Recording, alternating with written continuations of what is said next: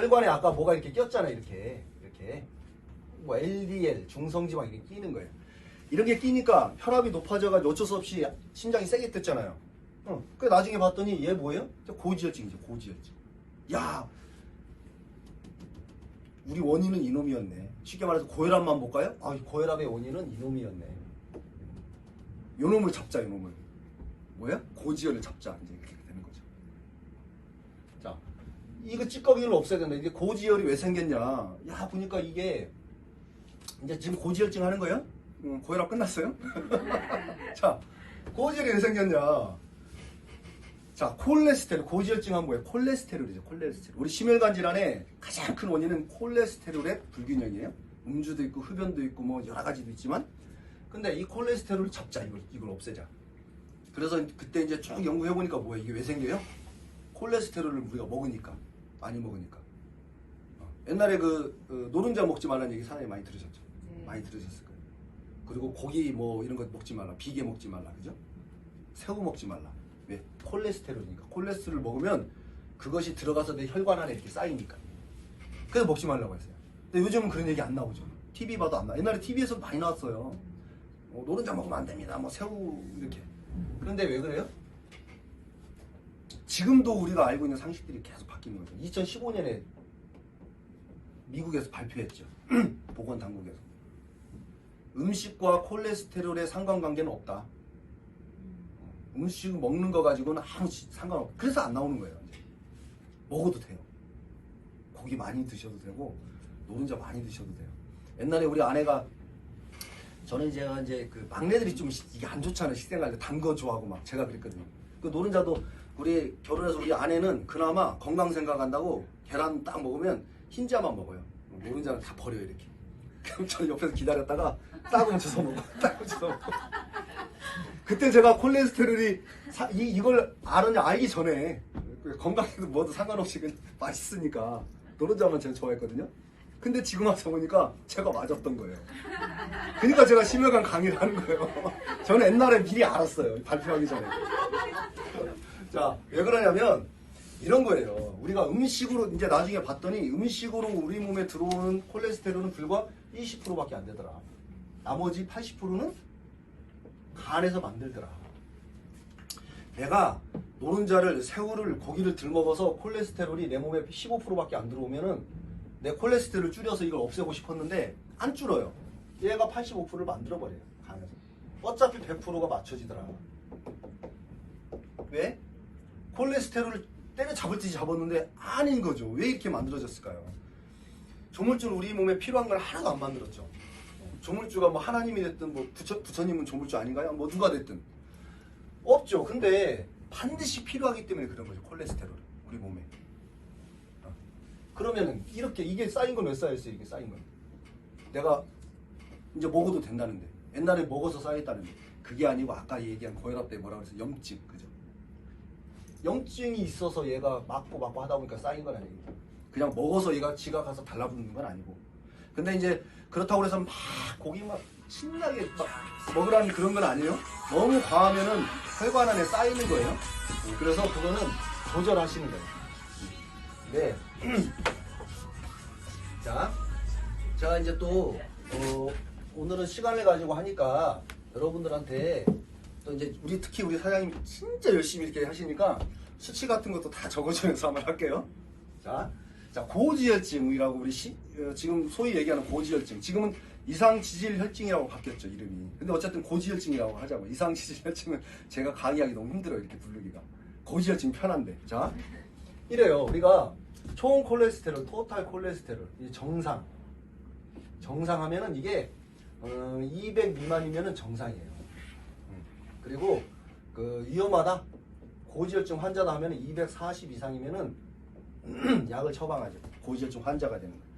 경계 단계, 뭐예요? 미만이니까 이제 200에서 239까지는 이제부터 조심하는 거예요. 이 단계에서 이미 약을 처방하는 의사 선생님도 계시죠. 여기는 이제 무조건 이게 뭐예요? 이제 고지혈증이라고 보는 거죠. 그 다음에 나쁜 콜레스테롤이라고 하는 LDL 뭐예요? 로우 덴서티 라이포프로틴 뭐예요? 로우 낮다, 덴서티 밀도, 라이포프로틴 지방 단백질. 밀도가 낮은 지방 단백질. 쉽게 말하면 가볍다는 얘기죠. 얘는 콜레스테롤이라고 하는데 얘는 사실은 콜레스테롤은 아니에요. 좀 이따 또 시간이 있으니까 오늘 다 말씀드릴게요. 얘는 사실은 단백질이에요. 어쨌든 간에 우리는 콜레스테롤이라고 하니까 나쁜 콜레스테롤 LDL은 나쁘기 때문에 130 미만이면 정상이에요. 160 이상이면은 고지혈증 환자죠. 요거는 이제 경계 이 사이. HDL 얘는 좋은 거예요. 좋은 콜레스테롤이라고 우리가 부르죠. 왜? 하이 덴서티. 밀도가 높은 거예요. 무거운 거예요. 얘를 청소하는 게 얘예요. 혈관에 LDL이 달라붙은 거를 LDL이 끼어 있는 거를 청소해서 간으로 가져오는 게 얘예요. 얘는 많으면 많을수록 좋겠죠. 그러니까 얘는 그래서 60 이상이면은 정상이에요. 좋아요. 훌륭해요. 40 미만이면 낮으면 위험하죠. 그 다음에 얘 때문에 그래서 우리가 이상 지질혈증이라고 부르는 거예요. 이거 보세요. 자, 트리그리세라이드 중성지방. 얘는 TG. 얘는 150 미만이면은 정상이고 200 이상이면은 위험하거든요. 자, 이것도 다 높으면 위험한 것들이잖아요. 근데 얘는 높으면 좋잖아요. 고지혈증이 뭐예요? 높을 거라고 그러잖아요. 높아서 위험했는데 얘는 높으니까 좋은 거예요. 그래서 고지혈증이 안 맞는 거예요. 그냥 이상 지질을 이상하다. 균형이 안 맞는다 이렇게 되는 거예요. 저는 이게 이제 150 미만이 정상인데 제가 이게 아까 얼마라고 그래서 이게 600이었던 거예요. 엄청났죠. 그러니까 피가 걸쭉했던 거예요. 이런 거예요. 콜레스테롤 LDL은 뭐냐면은 이런 데 끼이는 거 이렇게. 아까 고혈압 할 때 말씀드렸잖아요. LDL. 중성지방은 피 안에 둥둥둥 떠다니는 기름기. 그러니까 아까 제가 탁 했던 거죠. 기름기. 자, 이게 우리가 소위 말하는 콜레스테롤의 기준이에요. 콜레스테롤 이렇게. 그런데 아까 콜레스테롤은 음식을 통해서 이렇게 오는 건 아니라 그랬잖아요. 근데 이 콜레스테롤이 왜 아까 내가 음식을 통해서 안 먹어도 간에서 만드냐? 콜레스테롤이 이런 거거든요. 자, 이게 간이 있어요. 간에서 담즙산이라는 게 만들어져요. 담즙산. 얘가 이제 쓸개로 가서 쓸개즙으로 응축이 되는데 얘가 이제 음식을 먹으면 지방 성분을 먹으면 얘가 쓸개를 자극해서 쓸개즙이 나와서 녹여서 소화를 시켜요. 이게 콜레스테롤이 담즙산의 원료가 돼요. 좀 이따 다시 말씀드리겠죠. 그래서 간에서 콜레스테롤을 만들어내는데 왜 이렇게 막 만들까요? 내 음식물을 안 먹는데도 필요하니까. 그죠? 필요하니까. 안 필요하면 내 만들겠어요. 그죠? 자, 고지혈증은 뭐냐면은 이 고지혈증 약은 결국 간에서 뭐예요? 콜레스테롤을 못 만들게 하는 게 고지혈증 약이죠. 우리가 말하는 뭐예요? 스타틴 약들, 스타틴 결약. 가장 대표적인 게 화이자 약의 리피터죠. 요즘 또 화이자 약, 또 코로나19 때문에 또 뜨잖아요. 자, 콜레스테롤이 왜 간에서 그렇게 만드냐? 우리는 꼭 필요하다고 그랬잖아요. 첫 번째는 담즙산의 원료가 돼요. 아까 얘기했잖아요. 그죠? 아까 간에서, 그죠? 만들어서, 담즙산 만들어서 이게 쓸개로 가서 해주는데 이 담즙산의 원료가 콜레스테롤이라고 그랬잖아요. 콜레스테롤이 없으면 담즙산이 안 만들어져요. 담즙산이 안 만들어지면은 이 쓸개즙이 안 만들어지죠. 쓸개즙이 안 만들어지면은 고기를 먹어도 소화를 못 시키죠. 아예 콜레스테롤이 사람이 많이 없다고 볼까요? 어떻게 해서 죽죠. 사람이 살겠어요. 소화를 못 시키는데. 그래서 고지혈증 약은 뭐냐면은 간에서 콜레스테롤을 못 만들게 하는 거예요. 이런 기전은 이런 거거든요. 여기가 간에서 콜레스테롤을 만들잖아요. 근데 이 콜레스테롤은 간에서 그냥 뚝딱 해서 만들어지는 게 아니라 한 20가지 이상 이렇게 딱 어떤 선형 과정을 거쳐서 이 쭉 해서 마지막에 만들어져요. 이렇게. 그러니까 내가 여기서 쭉 조립하는 아저씨들이 앉아서 이렇게 뭘 조립해서 이렇게 넘겨요. 그러면 완성된 걸 갖다가 내 거 해서 만들어서 또 보내요. 여기서 또 받아서 완성돼서 보내요. 근데 어떤 아저씨가 중간에 담배 피러 갔어. 그때 기다려야 돼. 그죠? 뒤에 다 기다려 못 만들어져요. 그게 고지혈증 약이에요. 스타틴 약들. 뭐냐면은 간에서 콜레스테롤을 만드는데 뚝딱 안 만들어진다고 그랬잖아요. 20가지를 거치는데 그 중에 하나가 HMG-CoA라고 하는 효소가 있어요. 자, 이거 전에도 쭉 왔어요. 이렇게 와서 몇 번째인지 모르겠지만 여기에 우리가 소위 말하는 고지혈증 약, 스타틴 약이 딱 달라붙어요. 이렇게 달라붙어서 얘 분자 구조를 바꿔버려요. 그러니까 이 다음 단계는 이제 못 넘어가는 거예요. 이 아저씨가 담배 피러 가버리는 거죠. 그 뭐야? 콜레스테롤은 여기서 하나, 둘, 셋, 넷, 다섯, 여섯. 여기서 콜레스테롤이 만들어지거든요. 간에서. 뭐 만들어지는 거예요? 그 고지혈증 약이 그거예요. LDL은 떨어뜨려요. 고지혈증 약은 당연히. 그런데 HDL은 못 올리죠. 하여튼 이걸 못 만들게 하는 게 그게 이 우리가 말한 소위 말하는 스타틴 약들, 고지혈증 약인데 또 중요한 건 여기 네 번째 여기서 뭐가 만들어지냐면은 코엔자임 Q10이 만들어져요. 코Q10. 코엔자임 Q10은 우리 몸에 반드시 필요하거든요. 코엔자임 Q10은 내 몸에서 스스로 만들어요. 우리가 인간은 비타민 C를 못 만들어요. 비타민 C는 유일하게 포유류 중에 인간만 못 만들어요. 모든 동물은 햇빛 받으면 지가 만들었겠지. 우리는 못 만들어. 우리는 그래서 먹어줘야 돼요. 뭐 야채 같은 것도 많이 먹어야 돼요. 근데 요즘에 비타민 C가 다 고갈됐잖아요. 미네랄이 고갈되다 보니 그래서 우리가 이제 영양제를 통해서 먹을 수밖에 없는 거죠. 근데 코엔자임 Q10은 만들어내 내 몸에서 간에서 만들어내요. 그런데 여기서 딱 막으니까 어떻게 돼요?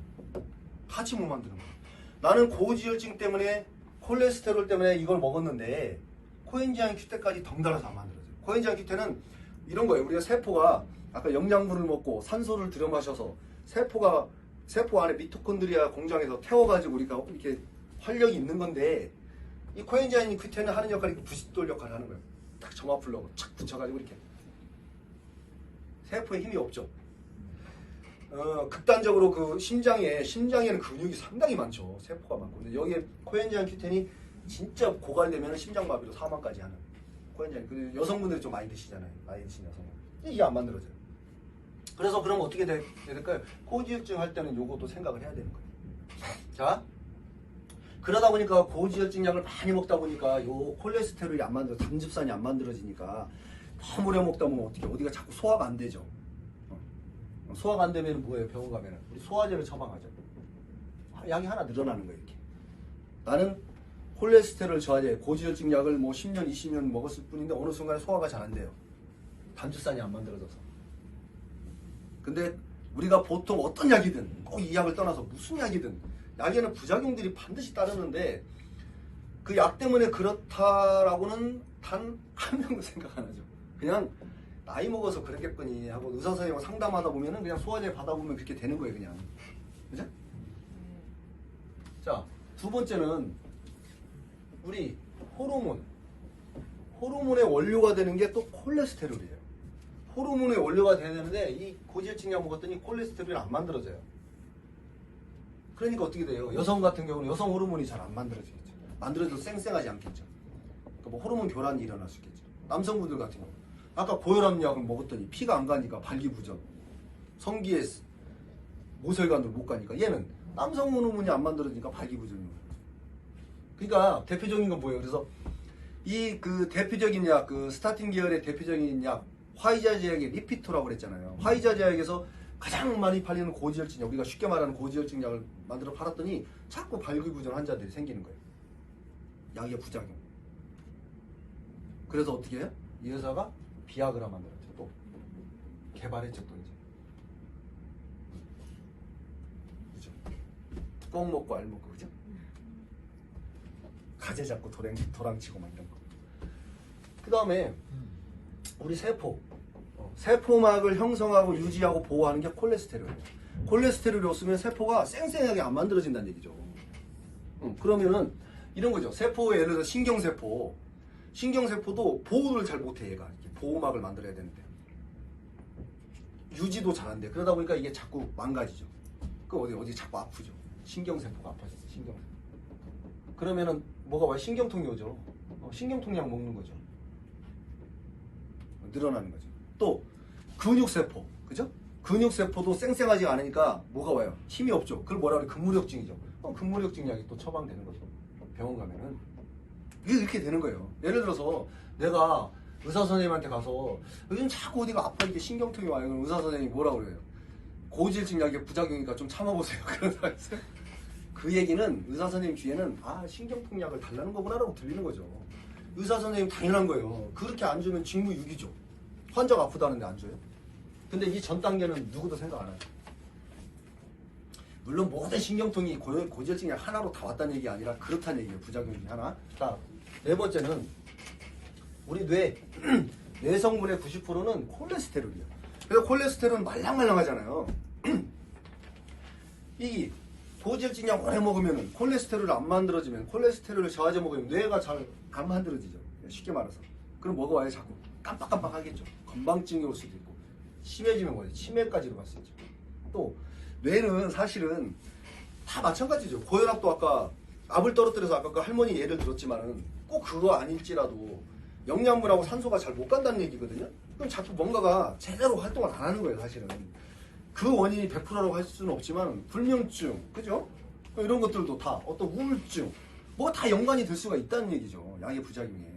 쌩쌩하고 영양분이 가고 쌩쌩하게 산소가 가면은 건강한 뇌가 되는데 안 돼요. 그 다음에 뇌가 또 잘 콜레스테롤이 없어서 잘 안 만들어지니까 제대로 안 돼요. 이런 것들이 올 수 있다는 얘기죠. 약이 늘어날 수 있다는 얘기죠. 다섯 번째는 비타민 D. 비타민 D의 원료가 또 콜레스테롤이에요.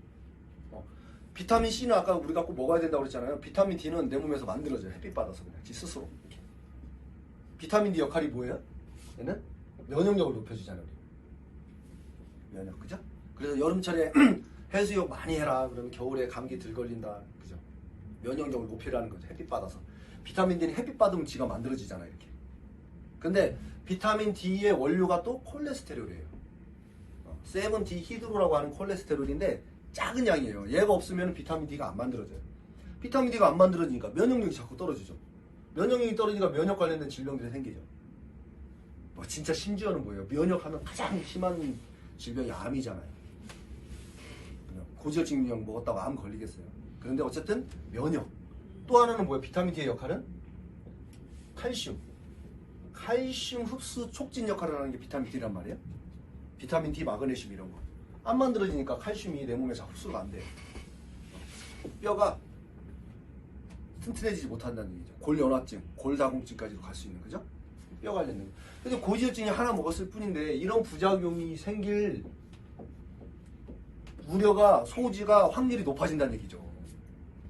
그래서 고지혈증 약도 제가 이제 많아요.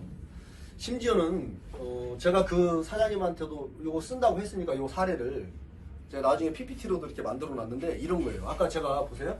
총 콜레스테롤이 200 미만이면은 정상이고 240 이하면 위험하고 LDL이 뭐라고 그랬어요? 제가 130 미만이면 정상이라고 그랬잖아요. 정상 200.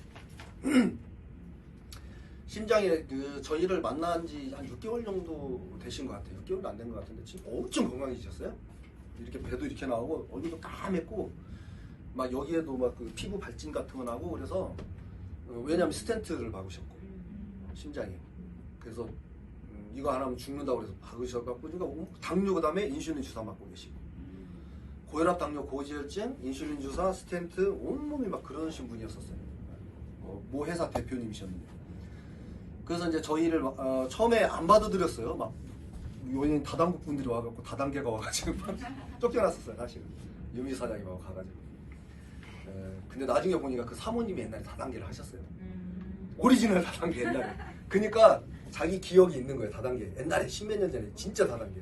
그래서 다단계 분들이 해서 쫓아냈는데 그 남편은 되게 드시고 싶었던 거예요. 주변 누구한테 지인한테 이 얘기를 들었는데 다단계든 뭐든 얼마나 절실해요. 그죠? 먹어보고 싶고 근데 먹는데 좋아지는 거예요. 막 살이 빠지고 혈색이 좋아지니까 그 사모님이 그렇게 쫓아내던 사모님이 나도 먹어볼게 해서 지금 드시는 거예요. 같이. 자 그런데 그분이 처음 봤을 때 LDL이 얼마였냐면은 9였어요. 9. 상상이 가요? 토탈 콜레스테롤이 59였어. 59. 근데 뭐예요? 고지혈증 약을 먹고 계세요. 제가 콜레스테롤 반드시 필요하다고 그랬죠. 문제 생긴다고 그랬죠.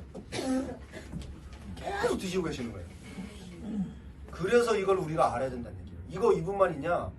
이분은 심한 경우고 이 외에도 거기도 뭐 대표이사님이세요. 이게 130이잖아요. 요게 70 몇인가? 막 그래요. 우리가 요거는 그래도 90에서 아무리 못해도 100 정도는 유지해줘야 110 정도 되면 더 좋고 토탈 콜레스테롤도 200인데 못해도 150, 170은 유지해줘야 이런 것들이 원활하잖아요. 근데 병원의 기준은 이거 없어요. 그냥 미만이에요. 저도 뭐라고 그랬어요? 미만이라고 그랬잖아요.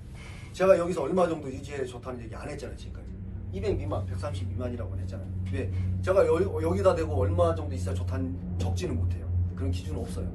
근데 이 원리를 보면은 반드시 콜레스테롤은 피로 했기 때문에 이런 문제들이 생긴다는 거. 이 외에 이런 것들이 또 뭘 발생할까? 여기서 끝나요? 아니죠. 이런 문제들이 다른 문제를 파생적으로 발생시키는 것들이죠. 근데 병원에서는 무조건 이하로만 관리하니까 사실이 이런 거죠. 제가 그 의사 선생님을 이해 못할 바는 아니에요.